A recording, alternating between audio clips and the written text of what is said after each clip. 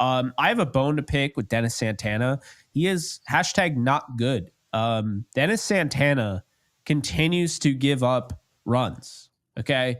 5 ERA. I mean, at this point, I'm not going to bring him up because if I bring him up, I mean, you guys already know who I'm talking about. I'm talking about Marinaccio, but it's just like they still haven't done it. I heard today, or I saw today, somebody commented on my post because I was like, why is he not up? Why is Dennis Santana? Yeah, the reasoning was options. I'm like, what does that mean? Like, here's my thing. Okay. You don't need to send Marinaccio down.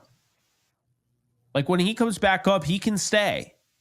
Because you know how I know that? At no point in Marinaccio's Yankee career being called up to the majors has he looked as pedestrian as Caleb Ferguson or Dennis Santana. So yeah, not that can I've we seen. stop? Yeah. Can we stop with this options thing? Stop making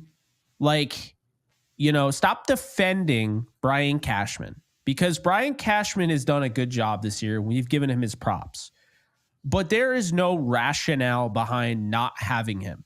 Okay, Marinaccio's worst year, when everyone was getting on his back, was last year, which, newsflash, the Yankees sucked last year to their standards. He was 4-5 with a 3.99 ERA. Okay.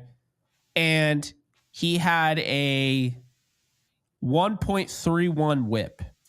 Before that, he had a 2.05 ERA. Okay. And this year, he had a 1.42. So Marinaccio's career ERA is 2.86, right? So remember I said that. So 2.86, and then you have Dennis Santana. Do you know what Dennis Santana's career ERA is? What is it? It's 5.09. I mean, he's got a 5 ERA right now. Yeah, he's exactly who he is. Well, what about Caleb Ferguson, you may ask, right? Caleb Ferguson. Caleb Ferguson has a 3.58. He has a 3.58 ERA, but he has a 5.3 ERA right now. Marinaccio, as I said, has never been as bad as Ferguson or what we're seeing out of Dennis Santana this season. Another thing, Marinaccio, okay? 44 innings, 56 strikeouts in 2022. In 2023, 47 and a third, 56 strikeouts. Okay? 45 games pitched in 2023, 40 games pitched in 2022. And in 2024, he has 10 strikeouts and 12 and 2/3 innings. So what I've seen is that he's less of a strikeout pitcher, but he's been more efficient, right? He's getting soft contact, not allowing runs. And for whatever reason, this dude at age 28, by the way, it's not like he's 24 and we're trying to keep his options. 28 and we're worried about options. I mean, what the hell are we doing here? What are we doing? Well, maintaining his options, right? Because we're talking about maintaining his options, Marinaccio. Is that what they're saying? Yeah.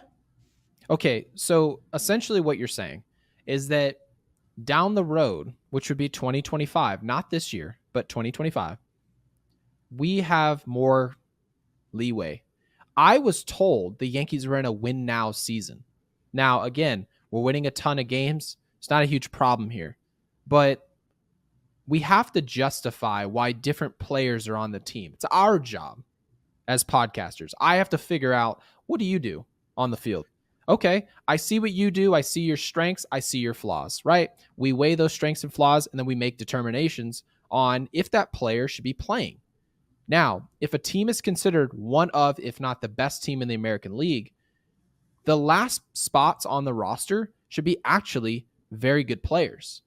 When you look at the 98 Yankees and you talk about their best players, they're household names, of course.